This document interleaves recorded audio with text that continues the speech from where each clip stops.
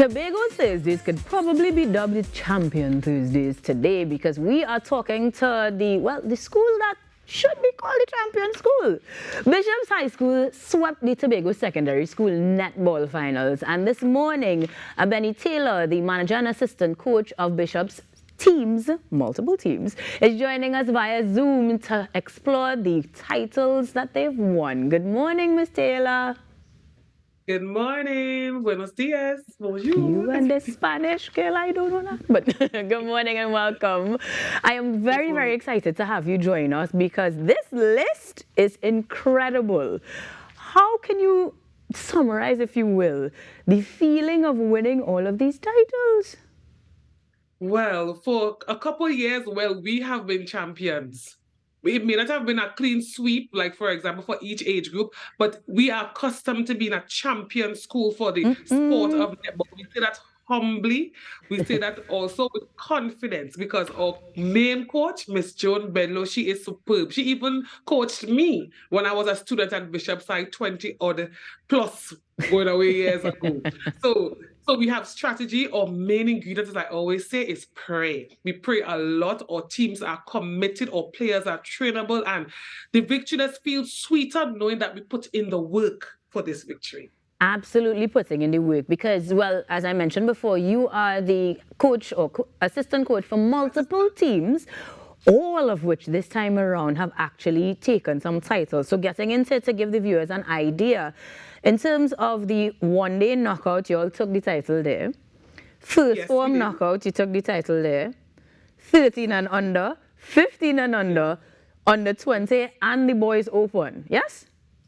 Yes, we took all the titles for the main competitions of the league, and we, as I said, humbly yet proudly yet confidently accept those because we know we put in the work. Our teams, or management staff, or school, or teachers, or principal, everybody literally put in their 2 cents to assist these netballers, knowing that they are very promising, very patient students, very kind students. Man, I might tear up online right now because we really put in the work. Our support staff is on 100, and these students, they have the attitude to win. So when you want to win, you're going to put in the work to win. You know, since we were younger, they would say, you know, if you fail to prepare, then prepare to fail. That is definitely one of our mantras. So let's talk a little bit about that preparation and even the 2 cents that you mentioned everybody put in. A lot of the times when we talk sport, I know that it requires a lot of resources that sometimes schools are not equipped with. How are you guys able, or who contributes towards that end to make sure that we have these sorts of titles continuously earned? Right. Wow. So I'm so happy that you would have asked me that question. Our school would have a couple of years built an outdoor netball court for netballers. So we are grateful for that.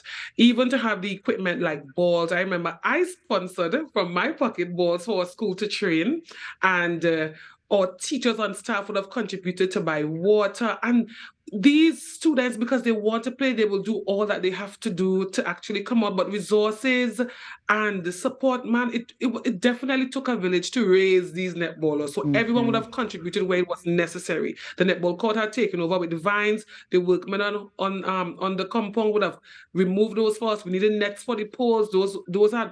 Everyone was just putting in their hand to assist these players. So to actually pinpoint, it came from here, it came from there, man, I don't want to miss out anybody. Right. So that's why I would probably say that it took a village to raise these netballers throughout this season. Let's talk about the netballers themselves then, because we know they're students, and there must be then that student academic and, outside of the academics balance. So let's talk a little bit about how they're able to do that. Do we have a particular grade point average to maintain or anything of the sort to help keeping them in line?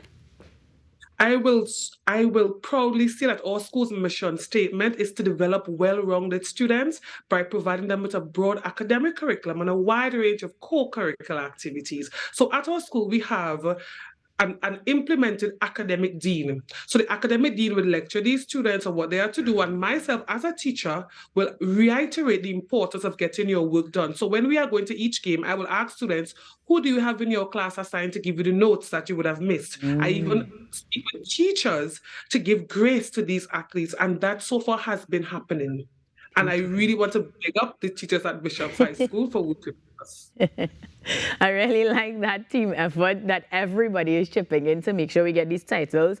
And speaking of titles, we have some individuals that did exceptionally well. MVPs, best center court, best defender, most accurate shooter. And that's just in the 13 and under category, right? That's actually 13 and under, 15 and under 20, and the boys. We would have cupped individual awards and all. For example, in the under 13 and the boys, we cupped all the individual awards that were offered. Only in the under 15 and under 20, we only cupped 2, but we still are very proud of our athletes. And I should reiterate, for the under 20, Keiko Roy, who was the most accurate shooter, she was also the most accurate shooter in the Caribbean for the recently concluded Easter Jean Pair under 16 Caribbean Cup. I think they would have called it for under 16 players in the Caribbean. She was the most accurate shooter then, yes. And she actually learned netball like about a year or 2 ago. She's about 2 years. She is a really good player. All of our players, Shania Abraham, who was the league's MVP, she's also a national player who represented Trinidad and Tobago in the recently Commonwealth Youth netball that happened in Tobago. So all of our athletes are really good. Kimaya Anderson. We have quite a few national athletes that are with our school and also excellent players who come together because we know it's a team sport to ensure that Bishop's High School remains the #1 school for the sport. So it sounds like we have a couple more titles we want to get, at least in the under 15 and under and the under 20 categories, because you're going for the clean sweep everywhere. But in terms of the future endeavors of these players and of course the team, you're talking secondary school now, but we already have national players on the team and there are other leagues to look at. What can we expect next for Bishop's netball team? So in Tobago, I think in about a week's time, a league will be opening, which is the Tobago Netball League, and we would like to have some of our younger players, or especially those who did not make the #1 teams, to get the experience to play. We have our off-season training, and we are supposed to travel next year to St. Martin for a Caribbean Cup for under 20 players. So we are putting in the work. We are going to continue to enhance and groom our players, and of course encourage them to even join netball clubs outside of the school time so that they can get practice as much as possible, because I also was a past netballer, and I know the competitions that we would have entered both regionally, locally, internationally, to ensure that our game would have been up to par. So Bishop's High School, this is not the end for netballers. We are going to have a lot of off-season encounters. And in that case, on the court, off the court, you guys are shining bright, not just in Tobago, not just Trinidad and Tobago, but the region. And we're very, very proud of you. Congratulations again, Ms. Taylor. Good job. Thank you so much. Now, guys, you may not be able to get in on the action per se, but we will be seeing some of those players elsewhere as they continue to shine. And so we thank Ms. Taylor for joining us this morning, albeit virtually, and wish them the best of luck in their next or future endeavors. Bishops, good job. Guys, next we're talking the Eastern Credit Union Diabetes Walk, so stick around. Your Thursday edition of the Now Morning Show continues.